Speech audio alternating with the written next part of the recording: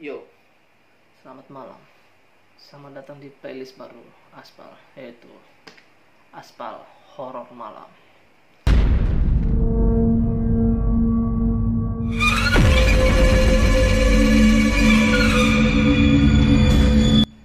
Ya, pada malam ini saya akan memperkenalkan diri dulu. Nama saya Puli. Saya akan membawakan cerita horor malam pada malam hari ini. Oke, untuk malam pertama dalam perkenalan kita ini, saya akan membawa sebuah cerita, yaitu cerita horor dan salah satu yang terkenal di Sulawesi Tengah, yaitu Pong, atau biasa orang Kaili bilang Topo Ule, atau di Bali bisa disebut dengan leak, atau di Kalimantan kunyang atau kuyang ya, kuyang. Dan juga seperti di Padang juga, di Sumatera itu palasik, bukan plastik ya, bukan, tapi palasik. Nah, Pongko ini atau Topule, atau biasa orang bilang juga pok-pok, bukan mami poko ya, pok-pok. Pongko ini seorang manusia yang dimana dia mencari sebuah ilmu, yaitu ilmu hitam. Ilmu hitam untuk mungkin ya dia bisa menjadi abadi, atau dia bisa mempunyai kekuatan, atau hal semacam lainnya. Pongko ini dia akibat salah mencari ilmu atau mempelajari ilmu, manusia yang salah mempelajari ilmu dan dia terkutuk, atau ya semacamnya, mungkin dia akibat kesalahan yang dia pelajari dari ilmu yang dia pelajari, maka dia berubah menjadi Pongko atau Topeule. Oke, di dalam sebuah artikel yang saya baca ya, Topeule atau Pongko ialah sebuah hantu kepala. Kalau menurutku Topeule atau Pongko ini dia bukan sejenis hantu, tapi ya semacam manusia jadi-jadian gitu ya. Dia manusia yang mencari mangsa pada malam hari. Kisahnya berasal dari manusia yang belajar ilmu gaib, namun ia tak mampu atau salah, maka jadilah ia sebagai Pongko atau Topeule atau leak atau kuyang atau palasik. Bila mencari mangsa, badannya akan ditinggalkan dan ia akan berterbangan hanya dengan kepalanya saja, dan juga bagian organ-organ tubuh dalamnya yang terburai dengan darah-darah. Itu sangat menyeramkan. Mangsanya ya ialah perempuan yang lagi hamil atau juga anak-anak. Kedatangannya diawali dengan bunyi pok-pok. Nah, jadi buat sobat aspal semuanya, ketika malam mendengar pok-pok, mungkin dia berada di sekitar kalian. Sini disebutkan kata orang Parigi. Ya, Parigi itu 1 jam 2 jaman lah dari kota Palu. Dia melewati kebun kopi. Bila suaranya besar, ia jauh. Bila suaranya kecil, ia sudah dekat. Itu berlawanan ya. Suaranya besar, ia jauh.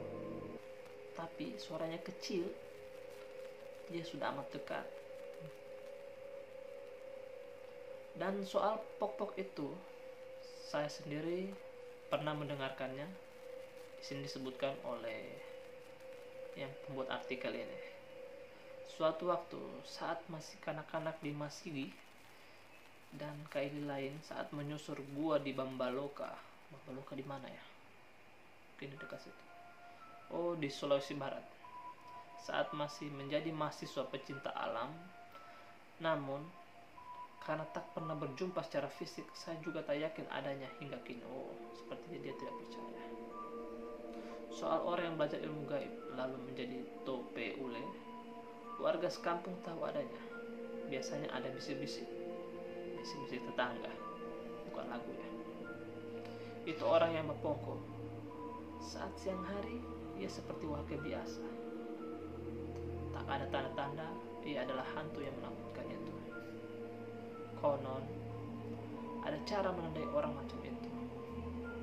Bila ada orang yang datang meminta garam pagi hari ke rumah Anda, sudah bisa dipastikan dia adalah tope ule. Supaya tidak diganggu, maka berikan saja apa yang dia minta. Jadi jangan coba-coba minta garam di parigi saat pagi hari ya. Bisa-bisa Anda disangka tope ulenya. Jadi buat sobat aspal, pagi-pagi jangan minta garam. Kalau bisa minta beras atau kue ya. Yang supaya sarapan pagi gitu kan. Pagi-pagi makan garam, darah tinggi nanti. Tidak bagus. Oke, lanjut. Kisah-kisah mistis serupa ini sungguhnya tak cuma milik rakyat Indonesia. Ya betul. Karena hal serupa bisa kita temui di jarang kepulauan Pasifik hingga Asia secara umum. Di Thailand mungkin itu juga ada. Ya, mungkin di Malaysia ada.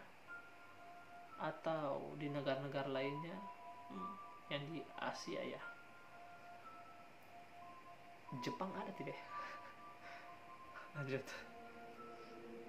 Nah, namanya akan menyesuaikan dengan bahasa dan budaya setempat ya. Di Sulawesi Tengah kita ke bagian kisah tope ule. Nah, itu tadi artikel tadi yang sempat saya baca. Dan untuk kalian yang tidak tahu pongko atau tope ule atau palasik atau kuyang atau leak yang di Bali ya, ini fotonya ya. Seram tidak? Seram kan? Lebih menyeramkan kalau istri marah. Oke, lanjut.